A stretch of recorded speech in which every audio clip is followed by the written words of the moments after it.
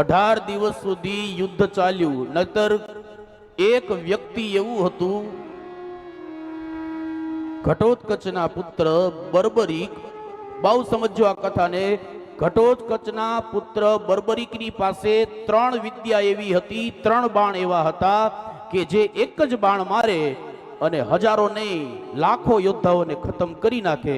પણ જ્યારે એ ઘટોત્કચનો પુત્ર બર્બરીક યુદ્ધના મેદાનમાં જતો હતો અને પોતાની માએ એટલું કીધું કે બેટા જે સત્ય હોય ને એના પક્ષમાં લઈને લડજે.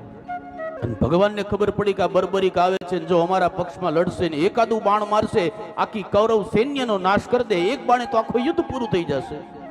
એટલે મહાભારતના યુદ્ધના મેદાનની અંદર ભગવાન કૃષ્ણ એક બ્રાહ્મણનું રૂપ ધારણ કરી બર્બરીકની પાસે આવે અને બર્બરીકે કહ્યું ભૂદેવ માગી લ્યો. એને ખબર નથી કે ભગવાન છે, દ્વારકાનાથ છે એવી ખબર નથી. અને ભગવાને બ્રાહ્મણના રૂપની અંદર ઘટોત્કચના પુત્ર બર્બરીકની પાસે એટલું માગ્યું કે મારે તારું મસ્તક જોઈએ છે, મસ્તક આપી દે. અને પેલા એટલું કીધું કે મહારાજ ભૂદેવ મસ્તક આપું કરા, પણ મારી એક શરત. શું? તો કે 18 દિવસનું મહાભારતનું યુદ્ધ જોવાની મારી ઈચ્છા છે, મને યુદ્ધ બતાવજો.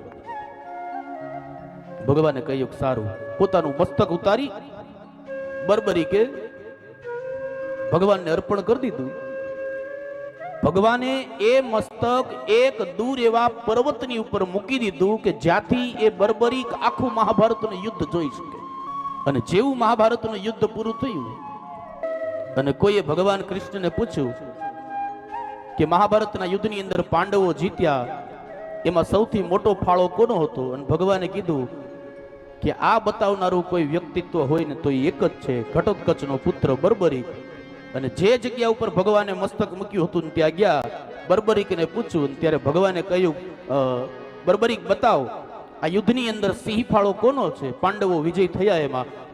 અને બર્બરીકે કહ્યું કે યુદ્ધની અંદર સિંહ ફાળો કોઈનો હોય ને તો એ દ્વારકાનાથનો છે, દ્વારકાનાથના લીધે તમે જીત્યા. અને ભગવાન પ્રસન્ન થયા. બર્બરીકનું મસ્તક લઈ ભગવાન રાજસ્થાનની અંદર ગયા. રાજસ્થાનની અંદર ખાટુ નામનું એક ગામ છે, ત્યાં ભગવાને મસ્તકને પધરાવ્યું છે. અને ભગવાને કહ્યું કલયુગની અંદર તમને ખાટુ શ્યામ તરીકે ઓળખાશે, આ ખાટુ શ્યામ તમે બધા જાઓ છો.